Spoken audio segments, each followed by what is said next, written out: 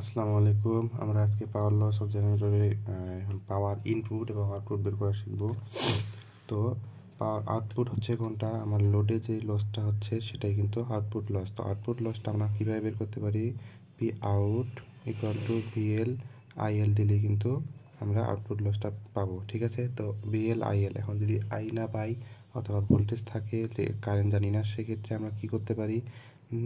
V square by আর, মানে অর্থাৎ VL আর আর এল, লোডের রেজিস্ট্যান্স লোডের ভোল্টেজ দিয়েও আমরা পি আউটপুটটা বের করতে পারি। আরেকটা বের করতে পারি কিভাবে, সেটা হচ্ছে আই এল স্কোয়ার আর এল, অর্থাৎ আমরা এইভাবেও বের করতে পারি। তিন সূত্র দিয়ে আমরা পি আউটপুট বের করতে পারি। ঠিক আছে, এখন বলছে পি আউটপুট, আউটপুটটা থাকবে জেনারেটরে আমার লোডে যে লসটা হবে সেটাই আমার আউটপুট পাওয়ার। ঠিক আছে, অর্থাৎ এই দিকের লস, আর্মেচার শান্ট ফিল্ডের লস, সিরিজ ফিল্ডের লস, সব লসগুলো মিলেই আমার আউটপুটে যে কারেন্টটা যায়, মানে ড্রপ করে করে, সেই কারেন্টটাই আমার হচ্ছে লোডে সম্পূর্ণ যায়।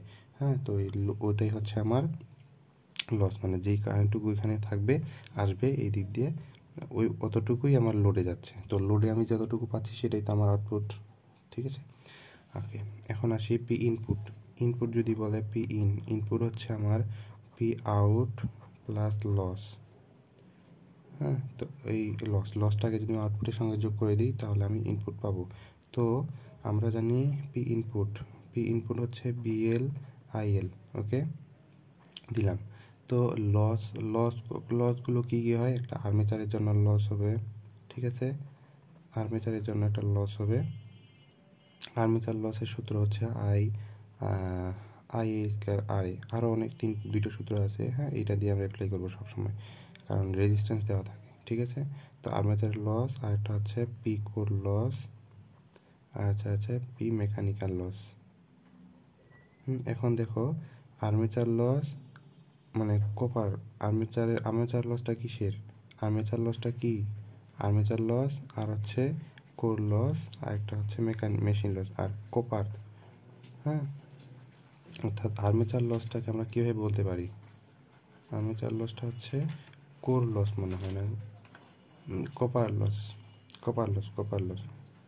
আর্মেচার লসটা হচ্ছে কপার লস, আর একটা হচ্ছে কোর লস, একটা মেকানিক্যাল লস। এখানে কোর না লিখে এরা লিখছে আর্মেচার লস। এখন এই তিনটা লসই কিন্তু আমাদের আছে টোটাল লস, মানে সরি, এই তিনটা লস হচ্ছে আমাদের কনস্ট্যান্ট লস।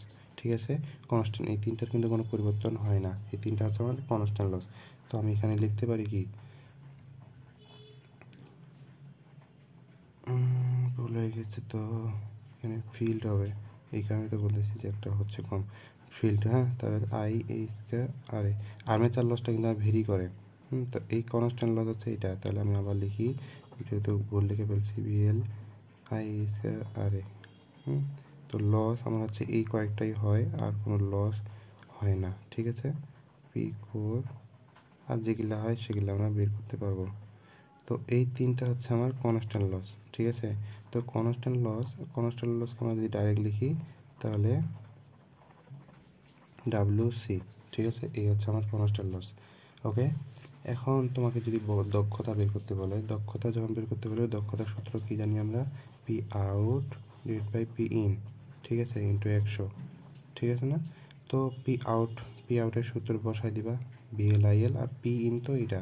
তো এইভাবে আমরা পি আউটপুট পি ইনপুট বের করতে পারি। ঠিক আছে, অথবা তুমি যদি মানে ক্যালকুলেশন করো তাও এইভাবে বের করতে পারো, ডাইরেক্ট যদি পি ইনপুট আউটপুট বের করতে পারো তাও বের করতে পারো। ওকে।